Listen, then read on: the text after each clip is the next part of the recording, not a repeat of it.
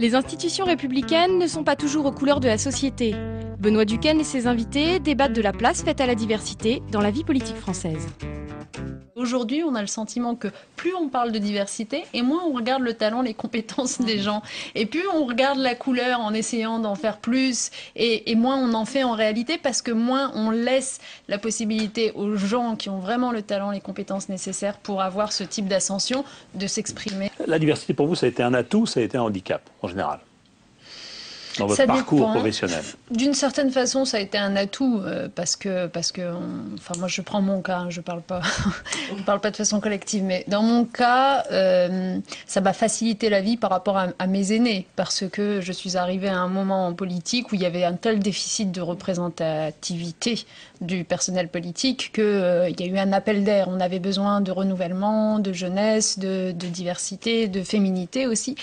Donc ça m'a aidée. Vous aviez toutes les cases cochées, vous pouviez y arriver. Voilà. Mais je voudrais pas que notre réflexion s'arrête là, parce qu'après, une fois que vous êtes dans la place, comme disent les rappeurs, c'est là que les difficultés commencent. C'est-à-dire qu'après, on vous fait en permanence aussi un procès en illégitimité.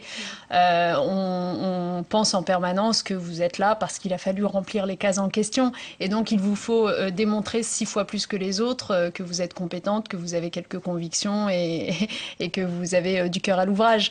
Donc, moi, j'ai le sentiment, finalement, hein, ça fait 10 ans que je suis en politique, j'ai le sentiment d'avoir dû démontrer et prouver beaucoup plus. Je partage ce que vient de dire Najat, parce qu'au fond, dès qu'on arrive en politique, alors déjà, vous découvrez que vous êtes noir, en fait. Parce qu'on vous le rappelle tout le temps. C'est vrai, parce qu'avant, vous vivez normalement. Et puis, moi, mes problèmes, je les attribue plus à des questions sociales, au fait que, voilà, je vis d'une famille monoparentale avec une mère qui n'avait plus de travail. Et tout d'un coup, là, case diversité. C'est extrêmement violent. Et associé, en plus j'arrive au gouvernement, je suis associée à Rachida Dati, Fadel Amara, systématiquement. On ne cherche pas à savoir la diversité, justement, des parcours des unes et des autres. On est toujours mis dans le même sac. Et vous avez en plus de ça un devoir de... Ça, c'est la charge supplémentaire, un devoir d'exemplarité. Oui. C'est-à-dire de réussite. Vous êtes censé représenter des gens. Vous ne représentez pas l'ensemble des Français, mais des gens. Et une catégorie du pays, en général, venant des cités. Moi, j'ai beau dire, oui, c'est vrai que je viens des cités, mais en plus, avant, mon père était ambassadeur, et ma mère était prof de etc. lettres. Ça ne correspond pas à l'histoire officielle qu'on voudrait raconter. Donc, il vaut mieux que je ne parle pas de ça et que je raconte la partie juste citée. Et comme ça correspond à l'idée qu'on se fait de moi. Mais vous-même, c'est ce que vous racontez aussi quelquefois, en disant, moi, la banlieue, etc. Je raconte les deux, parce que les deux sont la vérité. Est-ce qu'on a régressé par rapport à cette époque où il y avait Monnerville à la présidence du Sénat? Oui, parce que pendant 21 ans. Il n'est pas bon, le constat, parce qu'on sait bien que quand l'Assemblée nationale et le Sénat ne sont pas réellement représentatifs de la réalité de la société française, il y a une distorsion dans les textes législatifs qui sont adoptés par rapport aux préoccupations de cette société française. Je vous en donne 2 exemples rapides. Par exemple, est-ce qu'on aurait eu une loi sur l'abolition de l'esclavage s'il n'y avait pas eu Christiane Taubira pour la défendre à l'Assemblée nationale? Oui. Voilà. Est-ce qu'on l'aurait eu s'il n'y avait pas eu Christiane Taubira pour la porter? Je suis sûre que non. Est-ce qu'on aurait eu une loi reconnaissant les effets positifs de la colonisation qui serait passée aussi facilement que cela à l'Assemblée nationale si on avait eu davantage de députés issus des immigrations maghrébines, par exemple? Je suis sûre que non. Elle est là, la distorsion. Et aujourd'hui, par exemple, au-delà de la couleur de peau, vous n'avez pas suffisamment d'ouvriers à l'Assemblée nationale. Et donc, vous n'avez pas... 2% alors qu'il représente 23% de la population. Vous n'avez pas une suffisante prise en considération des problématiques auxquelles sont confrontés les ouvriers ou les classes populaires de manière générale, ou les gens des banlieues. Est-ce que vous avez suffisamment de représentants à l'Assemblée nationale venant des banlieues ou des femmes? C'est ça, c'est la distorsion dans le travail législatif. La pluralité de la société française, c'est pas simplement l'issue de l'immigration, c'est est-ce qu'il y a les classes populaires, est-ce qu'il y a des femmes, est-ce qu'il y a... C'est ça, la pluralité de la société populaire, et pas simplement est-ce qu'on a une affiche Benetton. Alors comment faire? Les quotas, je ne crois pas que la France soit un pays de quotas. Donc il faut vraiment commencer par... Il faut faire un travail sur soi. Il faut que les élites, les gens qui ont des responsabilités, que les partis politiques acceptent les femmes plutôt que de payer pour pas les avoir, qu'ils acceptent d'ouvrir leurs portes. C'est les partis politiques, les entreprises... Mais ils accepteront sous la pression. Je veux dire, personne n'a jamais... C'est ce que disait Nenja, c'est-à-dire s'il n'y avait pas eu des députés d'outre-mer pour avancer la question, et s'il n'y avait pas commencé par un mouvement social en 1998 disant il y en a marre de la manière dont on raconte la fin de l'esclavage, l'abolition de l'esclavage. Il faut aussi signaler que les esclaves y ont contribué et qu'il faut quand même que la France reconnaisse ça. Si tu n'avais pas eu ce mouvement, ça ne serait pas tout d'un coup, il n'y a pas une flamme qui serait descendue dans la tête des gens de l'Assemblée nationale. Mais je pense que le mouvement, il est déjà là. Je ne dis pas qu'il n'existe pas, il est là. Donc vous dites quoi? Vous dites un peu de contrainte, un peu d'autorité dans la politique, dans l'entreprise, comme partout. Et les pratiques, elles sont changées. On le sait, par exemple, pour les femmes. On sait que les pratiques par rapport aux femmes n'ont pas été changées parce que tout d'un coup, simplement, on s'est dit, bon, on va être quand même plus gentil avec elles parce que quand même, elles font tout ça, elles s'occupent des enfants, elles font tout ça. Non, ça a été quand même, il a fallu aussi prendre des choses. CDD, CDI, intérim, quel sera le contrat de travail de demain? Élise Lucet et ses invités s'intéressent au rapport des salariés avec le monde du travail. Si on regarde la situation aujourd'hui, oui, il y a une précarité croissante, hein, même si la majorité des contrats de travail en stock sont encore et très largement des contrats à durée indéterminée. C'est vrai que l'accès à l'emploi, très souvent, se fait aujourd'hui au travers de CDD, par exemple. Ça s'accentue. Puis le chômage qui augmente, les pertes de droits. CDI est en danger. Quelle est la proportion de CDI signés par rapport aux premiers contrats qui sont signés? En stock, on est encore à 75%, à peu près 80%. De CDI dans le travail, à peu près. Un stock global des contrats qui existent. Oui. Maintenant, la majorité des contrats, 2 tiers des contrats, un peu plus de 2 tiers même des contrats pour des jeunes qui arrivent sur le marché du travail, c'est... Je crois que c'est 80%. Oui, 2 tiers, ça dépend. Oui, enfin, c'est du CDD. 2 tiers, c'est moins d'un mois. Ou du CDD, voire pire que le CDD. Parce que c'est ça aussi, c'est ce qu'on appelle les stages, où c'est pire que le CDD. Et ça, bon, ça c'est significatif aussi d'une période de crise, en France comme ailleurs. Écoutez, je suis assez largement d'accord avec ce qui vient d'être dit d'une manière générale, sinon que je ne le place pas dans la même perspective. Par exemple, il est tout à fait exact que vous avez, la plupart maintenant des contrats sont des CDD au début, une très large majorité se transforme en CDI. Il faut le savoir aussi. Encore aujourd'hui. Et donc, le problème vous dites très large majorité, c'est combien? Écoutez, de ce que nous avons, nous sommes à plus de 70%. Alors, c'est pas 99. Mais parfois au bout de beaucoup de CDD, non? Oui, c'est tout le problème. Et c'est justement là-dessus que je voudrais insister. Je pense qu'il y a il y a vraiment une perspective que nous devons tous changer par rapport à la vision du CDI, qui ne mérite pas cet excès d'honneur, et du CDD, qui ne mérite pas cette indignité.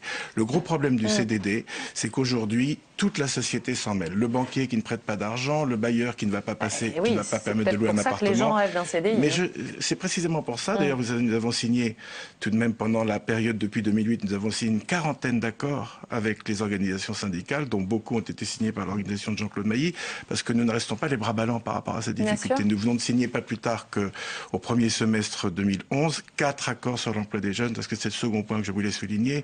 En réalité, vous avez ceux qui sont à l'intérieur du contrat, en effet, le stock, comme dit Jean-Claude Mailly, qui sont, disons, mieux protégés que les autres, et puis vous avez ceux qui sont à l'extérieur, de deux bouts, c'est-à-dire les jeunes et les vieux et les seniors. Qu'est-ce qui est dangereux aujourd'hui? Est-ce que c'est la flexibilité en soi qui est dangereuse, ou est-ce que c'est ce qu'on a fait la pression des financiers ou des actionnaires sur les groupes? Alors, je pense qu'il faut aller lentement là, parce que ce sont deux choses convergentes mais différentes. Commençons par la flexibilité. Et je trouve inquiétant que des dirigeants, en particulier ceux du MEDEF, excusez-moi, mais aussi ceux de l'État, considèrent qu'on va régler le problème de l'emploi et de la crise par la flexibilité du travail. Je pense que c'est un raisonnement totalement intenable. Pourquoi? Parce que s'il n'y a pas assez d'emplois pour toute la population active, il faut trouver d'autres solutions. On peut en trouver, il suffit de les inventer. C'est sûrement pas la réduction administrative du temps de travail qui résoudra le problème. Mais il y a d'autres solutions qui sont peut-être le partage du travail, le partage de la richesse, mais sur d'autres bases. Bon, on en parlera peut-être tout à l'heure. Mais donc ça, c'est une chose, la flexibilité. Et on n'a pas beaucoup parlé encore. Il n'y a pas que les CDD. Il y a beaucoup le travail à temps partiel contraint. Et la fille dont on parlait tout à l'heure, je crois qu'elle dit à un moment donné qu'elle travaillait à 28 heures. Vous avez parlé de Carrefour qui effectivement a des contrats quand même 30 heures, ça fait un 6e ou un 7e de moins de revenus par mois. Et c'est pas le plus mauvais. Mais dans d'autres entreprises de distribution, les contrats généraux sont de 25 heures, 20 heures. Donc là, on ne peut pas vivre avec un mi-temps ou même un 2 tiers de temps. Ça, c'est la première chose. La seconde chose, et je suis bien d'accord avec Thomas Coutreau, sur sa notion de coopération forcée, qui est un concept paradoxal, où on voit bien que les gens doivent travailler mais dans un sens univoque qui leur est dicté. De mon côté, et parallèlement à ce qu'il disait, en revenant du Japon, on s'est interrogé pourquoi les Japonais travaillent autant dans l'exportation, hein, parce qu'ailleurs, c'est pas comme ça que ça se passe. Oui. Et on a créé le concept d'implication contrainte. Et c'est paradoxal, mais c'est intéressant. On voit bien que les salariés sont obligés de se comporter d'une certaine manière dans le travail, mais aussi moralement. Et aujourd'hui, et c'est pour ça que c'est important que les jeunes aient, au début, du point de vue du patronal, aient des contrats à durée déterminée. C'est qu'on les prend à l'essai. Et ce qu'on évalue, c'est pas une question de flexibilité. C'est la possibilité d'être contraint, entre guillemets. Absolument. C'est la docilité, la loyauté vis-à-vis de l'entreprise et leur comportement. Et ça, c'est un fait nouveau. Là, franchement, monsieur, je me permets de vous dire, mon pensement, c'est que vous faites totalement erreur dans la manière dont vous pensez que c'est prémédité. Que certaines personnes... Forcément, il y a toujours effectivement des personnes qui se comportent mal. Mais je peux vous dire qu'en particulier, depuis que Laurence Parisot est à la présidence du MEDEF, où on a créé 2 commissions spécialisées pour respecter effectivement les salariés, pour faire en sorte qu'on intègre l'égalité entre vie personnelle et vie professionnelle, pour qu'on essaye de passer du congé maternité au congé parentalité, toutes ces... Nous avons fixé à l'agenda social de 2012 au 2e semestre la possibilité de parler de la vie au travail et tout ce qui est l'équipe de la vie au travail. Je ne vous dis pas qu'il n'y ait pas des gens qui raisonnent comme ça, mais très franchement, ça n'est absolument pas ce qu'on leur donne. Juste 2 choses sur la flexibilité. Moi, je crois qu'il ne faut jamais oublier d'abord que le revers de la flexibilité, c'est la précarité.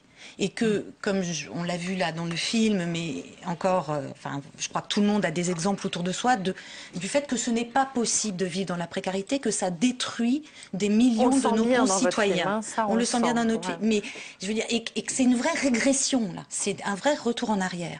Et deuxième chose, moi je pense, ça fait des salariés intranquilles. Eh bien, on arrive à, comme au début du siècle, au jour, la journée. Moi, là, les jeunes hommes que j'ai interrogés, ils ont fait de l'intérim, un jour ci, un jour ça. Ils travaillent au jour, la journée. Un siècle de régression sociale. Quoi. Absolument. C'est ce qu'on appelle le travail au sifflet. Quoi. Oui. Et la deuxième chose sur la flexibilité, je crois, c'est qu'elle a déjà terriblement augmenté. Quand je regarde du point de vue des entreprises qui réclament de la flexibilité. En 40 ans, les CDI ont été... Non, depuis les années 80, les CDI ont été multipliés, les CDD ont été multipliés par 4, l'intérim par 5. Enfin, la flexibilité a explosé. Est-ce que ça a fait baisser le chômage? Pas du tout. Le chômage monte. Donc moi, j'ai le sentiment que c'est inefficace économiquement et super injuste socialement.